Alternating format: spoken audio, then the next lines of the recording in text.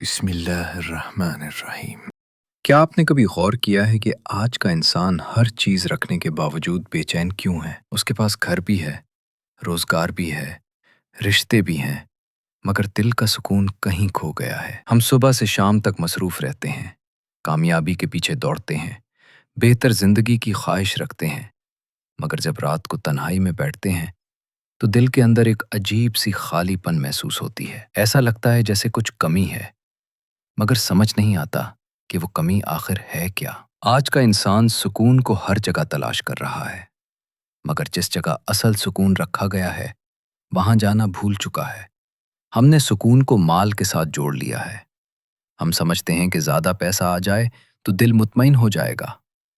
ہم نے سکون کو رشتوں سے وابستہ کر دیا ہے۔ ہم کہتے ہیں کہ اگر فلاں شخص ہماری زندگی میں آ جائے تو سب ٹھیک ہو جائے گا۔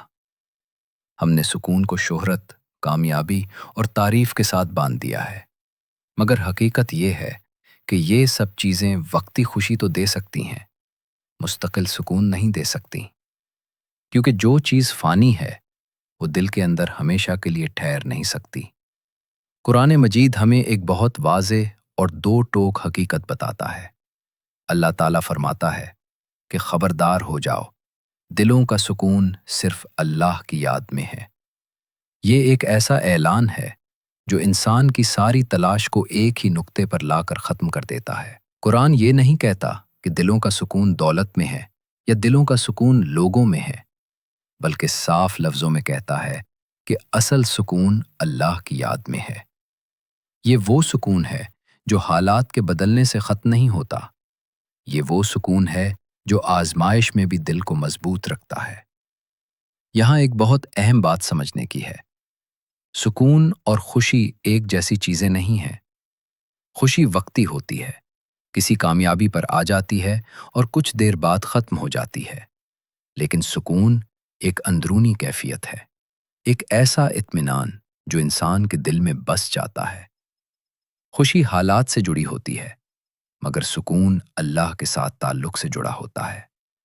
اسی لیے دیکھا گیا ہے کہ بعض لوگ مشکل حالات میں بھی مطمئن ہوتے ہیں اور بعض لوگ ہر سہولت کے باوجود پریشان رہتے ہیں۔ اللہ کی یاد کا مطلب صرف یہ نہیں کہ زبان سے چند الفاظ دہرا لیے جائیں۔ اللہ کی یاد کا مطلب یہ ہے کہ انسان کا دل اپنے رب سے جڑ جائے، اس کا یقین مضبوط ہو جائے کہ میرا رب مجھے دیکھ رہا ہے، مجھے سن رہا ہے اور میرے حالات کو مجھ سے بہتر جانتا ہے۔ جب یہ یقین دل میں بیٹھ جاتا ہے تو انسان کے اندر ایک گہرا سکون پیدا ہو جاتا ہے۔ پھر نہ لوگوں کی باتیں اسے توڑ پاتی ہیں، نہ حالات کی سختی اسے مایوس کر پاتی ہے۔ حضرت محمد مصطفیٰ صلی اللہ علیہ وآلہ وسلم کی زندگی اس حقیقت کی سب سے بڑی مثال ہے۔ آپ پر سخت ترین آزمائشیں آئیں، مخالفت ہوئی، تکلیفیں دی گئیں، مگر آپ کا دل اپنے رب کی یاد سے کبھی غافل نہیں ہوا۔ آپ ہر حال میں اللہ کو یاد کرتے، کھڑے ہوتے، بیٹھتے، چلتے پھرتے۔ یہی وجہ تھی کہ دنیا کی کوئی طاقت آپ کے دل سے سکون چھین نہ سکی۔ یہ ہمیں سکھاتا ہے کہ سکون باہر سے نہیں آتا، بلکہ اندر پیدا ہوتا ہے، اور اس کا ذریعہ اللہ کی یاد ہے۔ آج ہمارے دل اس لیے بے چین ہیں کیونکہ ہم نے اللہ کو یاد کرنے کے لیے وقت نکالنا چھوڑ دیا ہے۔ ہماری زبانیں مصروف ہیں، ہمارے ہاتھ مصروف ہیں، مگر ہمارے دل غافل ہیں۔ ہم نماز بھی پڑھتے ہیں تو دل کہیں اور ہوتا ہے، ہم دعا بھی کرتے ہیں تو جلدی میں ہوتے ہیں، جبکہ اللہ کی یاد سکون تب دیتی ہے جب دل حاضر ہو، جب انسان اللہ کے سامنے جھک جائے اور اپنے آپ کو اس کے حوالے کر دے۔ یہ بات یاد رکھیے کہ اللہ کی یاد کا مطلب دنیا کو چھوڑ دینا نہیں ہے، بلکہ دنیا میں رہتے ہوئے اللہ کو نہ بھولنا ہے۔ جو انسان اللہ کو یاد رکھتا ہے وہ دنیا کے کام بھی بہتر انداز میں کرتا ہے، کیونکہ اس کا دل مطمئن ہوتا ہے اور اس کی نیت صاف ہوتی ہے۔ یہی وہ سکون ہے جس کی آج ہر دل کو تلاش ہے، مگر بہت کم لوگ صحیح جگہ پر ڈھونڈ رہے ہیں۔ لیکن یہاں ایک سوال پیدا ہوتا ہے، اگر اللہ کی یاد ہی دل کا اصل سکون ہے تو پھر بہت سے لوگ جو عبادت کرتے ہیں، ذکر کرتے ہیں، پھر بھی بے چین کیوں رہتے ہیں؟ کیا ہم اللہ کی یاد کو صحیح طرح سمجھ نہیں پا رہے؟ یا ہم نے ذکر کو ایک عادت بنا لیا ہے بغیر دل کے؟ اسی اہم سوال کا جواب ہم اگلے حصے میں تلاش کریں گے، جہاں ہم یہ سمجھنے کی کوشش کریں گے کہ اللہ کی یاد اصل میں ہے کیا اور اسے دل تک کیسے پہنچایا جائے۔ جب ہم یہ سن لیتے ہیں کہ دل کا اصل سکون اللہ کی یاد میں ہے، تو فوراً ایک سوال ذہن میں آتا ہے کہ آخر اللہ کی یاد سے مراد کیا ہے؟ کیا اللہ کی یاد صرف زبان سے چند مخصوص الفاظ دہرانے کا نام ہے؟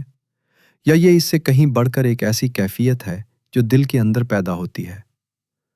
بہت سے لوگ ذکر کرتے ہیں، نماز پڑھتے ہیں، تسبیح ہاتھ میں رکھتے ہیں، مگر پھر بھی دل میں بے چینی، اضطراب اور پریشانی باقی رہتی ہے۔ اس کی وجہ یہ ہے کہ ہم نے ذکر کے اصل مفہوم کو محدود کر دیا ہے۔ اسلام میں اللہ کی یاد کو ذکر کہا گیا ہے، اور ذکر کا تعلق صرف زبان سے نہیں بلکہ دل اور عمل تینوں سے ہے۔ سب سے پہلا درجہ زبانی ذکر کا ہے، جس میں انسان اللہ کا نام لیتا ہے، تسبیح پڑھتا ہے، استغفار کرتا ہے اور درود پڑھتا ہے۔ یہ ذکر بہت اہم ہے کیونکہ یہ انسان کو غفلت سے نکال کر اللہ کی طرف متوجہ کرتا ہے۔ لیکن قرآن ہمیں یہ بھی بتاتا ہے کہ اصل ذکر وہ ہے جو دل تک پہنچ جائے، جو انسان کے اندر اللہ کی عظمت اور قرب کا احساس پیدا کر دے۔ دل کا ذکر یہ ہے کہ انسان ہر حال میں یہ یقین رکھے کہ میرا رب میرے ساتھ ہے، خوشی ہو یا غم، آسانی ہو یا مشکل، تنہائی ہو یا ہجوم، دل کے اندر اللہ کی موجودگی کا احساس زندہ رہے۔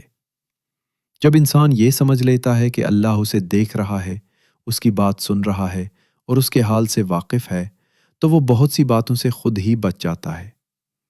یہی وہ ذکر ہے جو انسان کے کردار کو بدلتا ہے اور اس کے فیصلوں کو درست سمت دیتا ہے۔ حضرت محمد مصطفیٰ صلی اللہ علیہ وآلہ وسلم کا معمول یہ تھا کہ آپ ہر حال میں اللہ کو یاد رکھتے تھے۔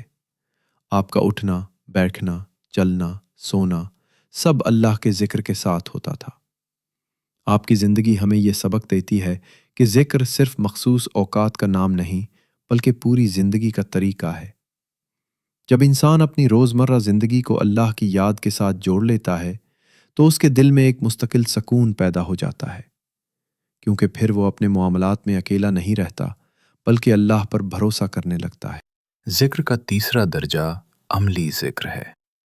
عملی ذکر کا مطلب یہ ہے کہ انسان اپنے عمل سے یہ ثابت کرے کہ وہ اللہ کو یاد رکھتا ہے۔ جب اللہ کسی کام سے روکتا ہے تو رک جانا، اور جب کسی نیکی کا حکم دیتا ہے تو آگے بڑھ جانا، یہی عملی ذکر ہے۔ قرآن ہمیں بار بار یہ سمجھاتا ہے کہ ایمان اور عمل ایک دوسرے سے جدا نہیں ہیں۔ جو شخص اللہ کو یاد رکھتا ہے وہ جان بوجھ کر گناہ پر قائم نہیں رہ سکتا، کیونکہ اس کے دل میں اللہ کا خوف اور محبت دونوں موجود ہوتے ہیں۔ یہاں ہمیں غفلت کا مفہوم بھی سمجھنا ضروری ہے۔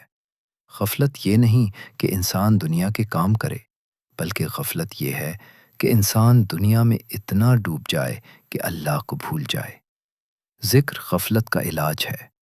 جب انسان اللہ کو یاد کرتا ہے تو اس کا دل زندہ ہو جاتا ہے، اس کی سوچ صاف ہو جاتی ہے اور اس کے اندر امید پیدا ہو جاتی ہے۔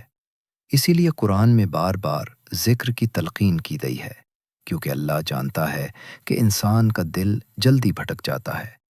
یہ بھی یاد رکھنا چاہیے کہ ذکر کوئی بوجھ نہیں بلکہ ایک رحمت ہے۔ اللہ تعالیٰ نے ذکر کو اس لیے آسان بنایا ہے تاکہ ہر انسان ہر حال میں ہر جگہ اپنے رب سے جڑا رہ سکے۔ نہ اس کے لیے خاص جگہ کی شرط ہے، نہ خاص وقت کی، اور نہ ہی کسی مشکل طریقے کی، بس دل حاضر ہو اور نیت سچی ہو۔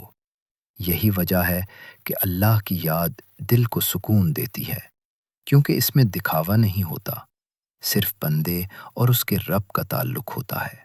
اب سوال یہ پیدا ہوتا ہے کہ اگر ذکر اتنا طاقتور ہے تو اس کے دل پر اثرات کیسے ظاہر ہوتے ہیں؟ کیا واقعی ذکر انسان کے اندر چھپی ہوئی پریشانیوں اور خوف کو ختم کر سکتا ہے؟ اور قرآن و سنت اس بارے میں کیا رہنمائی دیتے ہیں؟ ان اہم باتوں کو ہم اگلے حصے میں سمجھنے کی کوشش کریں گے، جہاں ہم یہ دیکھیں گے کہ اللہ کی یاد دل کے لیے شفا کیسے بنتی ہے اور انسان کی روح کو کس طرح زندہ کرتی ہے۔ انسان کا دل صرف ایک گوشت کا ٹکڑا نہیں، بلکہ احساسات، یادوں اور تجربات کا مرکز ہے۔ زندگی میں ایسے لمحات آتے ہیں جب دل کو ایسے زخم لگتے ہیں جو دکھائی نہیں دیتے، مگر اندر ہی اندر انسان کو توڑ دیتے ہیں۔ ناکامیاں، لوگوں کی باتیں، اپنوں کی بے رخی اور بار بار کی آزمائشیں دل میں ایک بوجھ سا پیدا کر دیتی ہیں۔ انسان مسکراتا رہتا ہے مگر دل کے اندر درد چھپا ہوتا ہے۔ ایسے میں نہ دوا کام آتی ہے اور نہ ہی دنیا کی کوئی چیز مکمل سکون دے پاتی ہے۔ قرآن ہمیں یہ حقیقت بتاتا ہے کہ اللہ کی یاد دلوں کے لیے شفا ہے۔ اللہ تعالیٰ فرماتا ہے کہ یہ قرآن ایمان والوں کے لیے شفا اور رحمت ہے۔ شفا کا مطلب صرف جسمانی بیماری سے نجات ہے نہیں، بلکہ دل کی بیماریوں سے شفا بھی ہے۔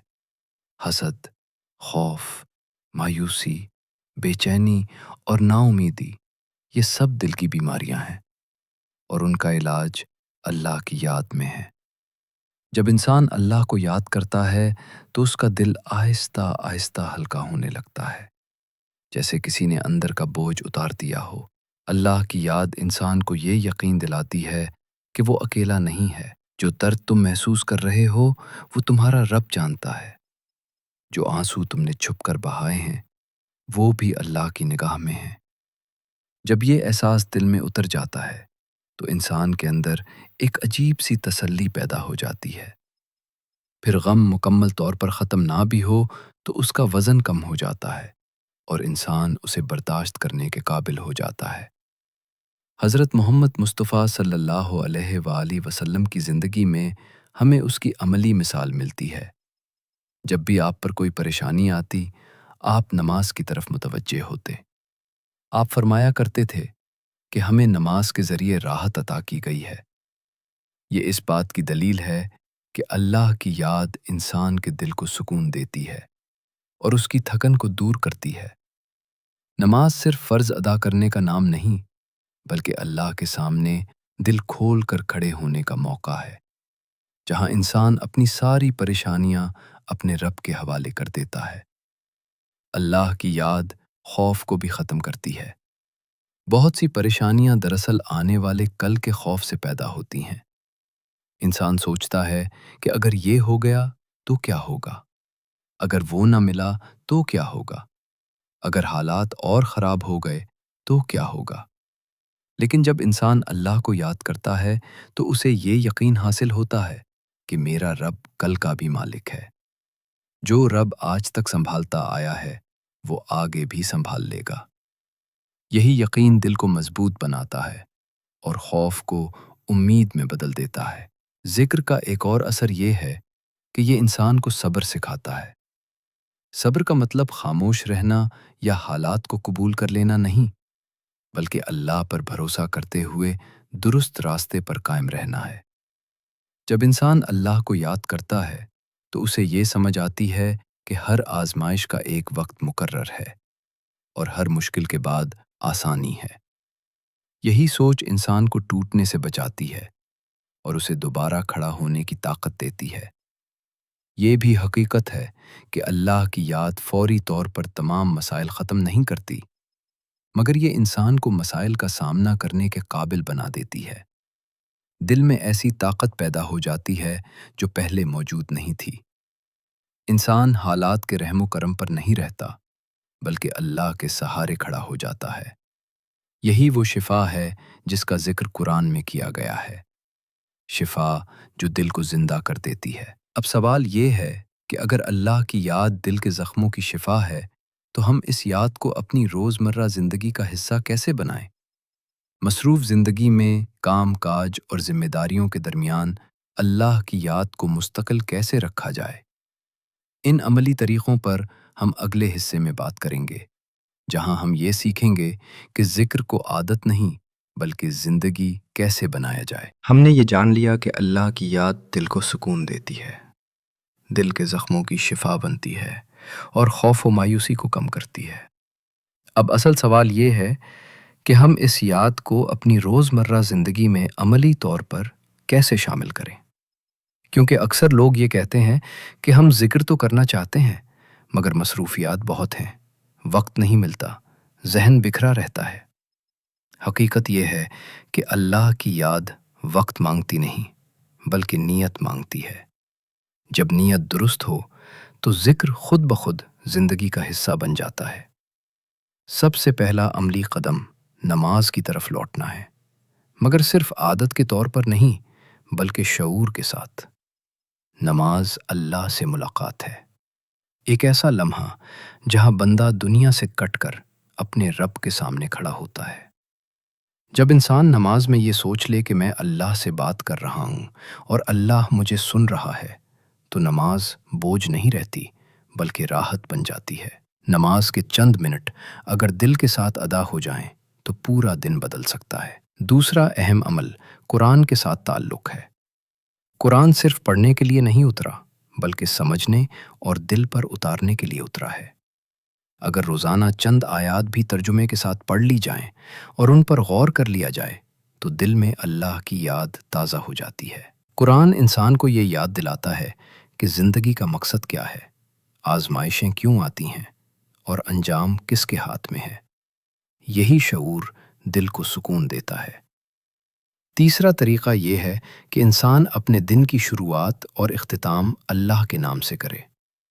صبح آنکھ کھلے تو اللہ کا شکر ادا کرے کہ اس نے ایک اور دن عطا کیا، اور رات کو سونے سے پہلے اپنے دن کا حساب کرے کہ کہاں اللہ کو یاد رکھا اور کہاں غفلت ہو گئی۔ یہ چھوٹا سا محاسبہ دل کو زندہ رکھتا ہے اور انسان کو آہستہ آہستہ بہتر بناتا ہے۔ اللہ کی یاد کو مستقل بنانے کے لیے ضروری ہے کہ انسان چھوٹے چھوٹے اذکار کو اپنی زندگی میں شامل کرے۔